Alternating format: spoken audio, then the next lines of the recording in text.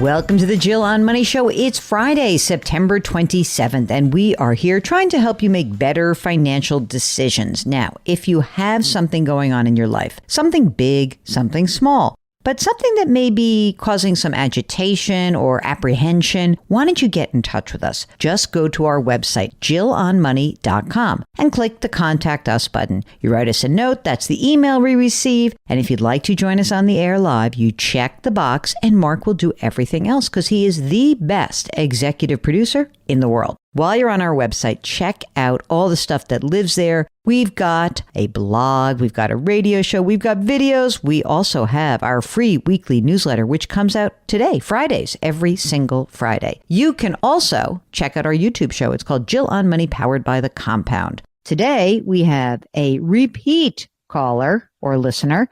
That is Maria, who's on the line from Colorado. I hope we said something nice the first time, and that's why you're coming back. You're not coming back to complain that we screwed you or some way. No, you absolutely did me right the first time. Thank you very much for the opportunity to talk to you again. Sure. What's up? So when I called last June 2023, I was going over our finances for a couple years and trying to figure out if we had enough to retire. And you convinced us that we would probably be okay. So thank you for that. I did retire in February of this year. So since then, we've had an unexpected inheritance. We're selling our second house. My husband, we're going to collect his pension next year. So I've simplified a lot of our accounts and our life, but there's still a few bits and pieces that I would love to have your and Mark's opinion on. Okay. I appreciate all that you guys do, and I listen to you every day. Oh, that's so nice. Well, thank you for that. Sorry about an unexpected inheritance. I mean, that's stinky. So tell us a little bit about like how old you are, who's the we, what's the income right now, where are we? So I just turned 59 and a half. Almost had a party because it's a big number for me. And my husband is 64. He turns 65 in January. Okay. And is he also retired? Yes, we're both retired now. Okay. And so what is the source of income right now? So this year, I just had my January income, and then the rest of the year, we didn't have any.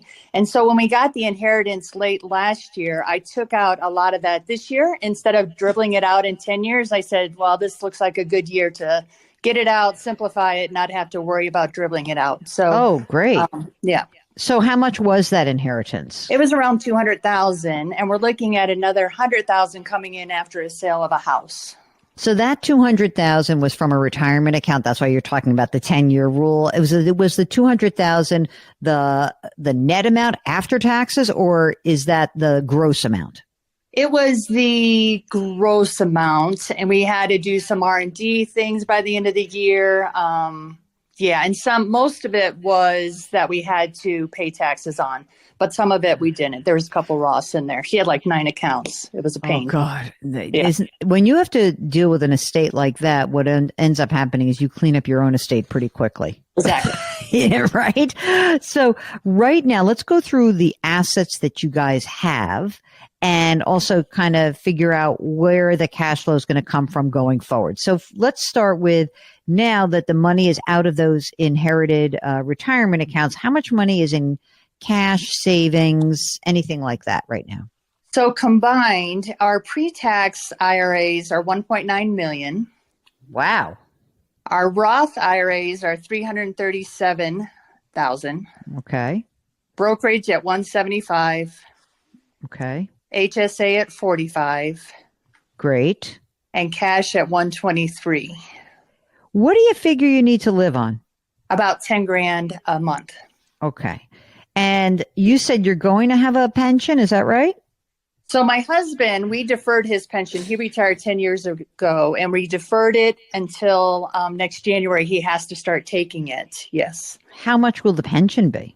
So that's one of the questions is which options to take. So that's one of my questions. So and what's the drill down on like his life? Maybe is it 2/3 and a half? Are those the two next levels? Yeah. So there's the normal option without survivorship, which is $77.24 a month. Okay. The 50% survivorship is $69.35. Okay. And the 100% survivorship is 62.93. Boom. Okay.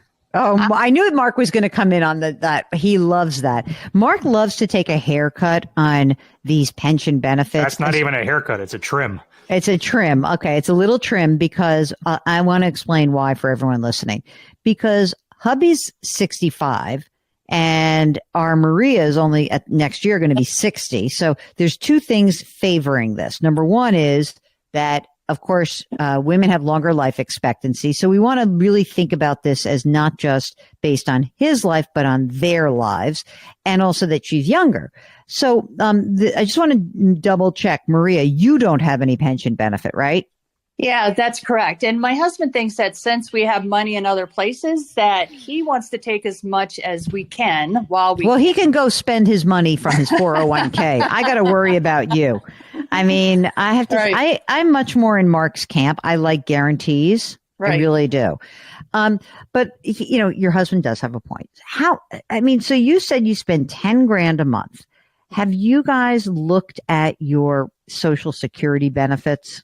Yes. So we started taking his is $600 a month just because when he draws a pension, we probably won't be able to take it or all of it. So we started taking that a couple years ago. Mine's going to be at 67, 38.40 and at 70, 47.93. I get what he's saying. He's like, honey, we have plenty of money, but Right. wouldn't it be nice to just kind of play the game of, we have a lot of money, we can spend a lot of money, and we can also maybe convert some. Now that we have a better sense of like what's happening, you have all this money, of course, the 1.9 is not really yours, right? You are a co-owner of that account with Uncle Sam or those accounts. So I think that there is a case here for, at the very least, taking that joint and 100 survivor, having that base of income for you, and then starting to think about, should we start converting and taking some of the money out of this 401k? Because you are so young, it would be nice for you to have paid the taxes in advance. So what I guess I am suggesting is, and Mark, I think you're going to echo this, is that in the 10 years between when you're 60 and 70, we really want to think about how we get that $1.9 million out of the 401k or converted from the 401k. So how does that sound to you? Yeah. So when we talked about that last June, and I've listened to the Ed Slott webinars and things. So then the question becomes, the one other wrinkle or one other source that we're going to have coming in is we're going to sell our second house up in the mountains. Yeah. Because we're not using it, and I'd rather have the cash, and then I could, travel a little nicer and things. And that's going to net us after commissions and taxes and everything around $800,000. Woo! Yeah. So we have more money than we've ever had. And now, my God. Now what do I do? So when I looked at the pre-tax, when we had the last conversation, if I dribble it out and just say tax rates stay the same, the 22%, I could probably get most of it out by the time I'm 75. If I get more aggressive and go up to the 24%, I can get it all out by the time, like in 9 years. And I didn't know whether I should pay extra taxes, get it out, or just, get enough to live on and maybe a little more. Mark, what do you think? I'm thinking to go to 24%. I would too. I would get that done. Also, like, you would then know I got my whole tax liability all done. Right. I mean, it's so great. I mean, look, by 75, which is your trigger date, right? It is good too, but I'd rather get it done. You're going to be in the 24% tax bracket. I don't know. Maybe it'll go up. Maybe it won't. Slot thinks all the rates are going up. So yeah, I would use the house proceeds. That's like a nice basis. You want to, I guess the other question mark is whether she takes it out or we convert it. Right.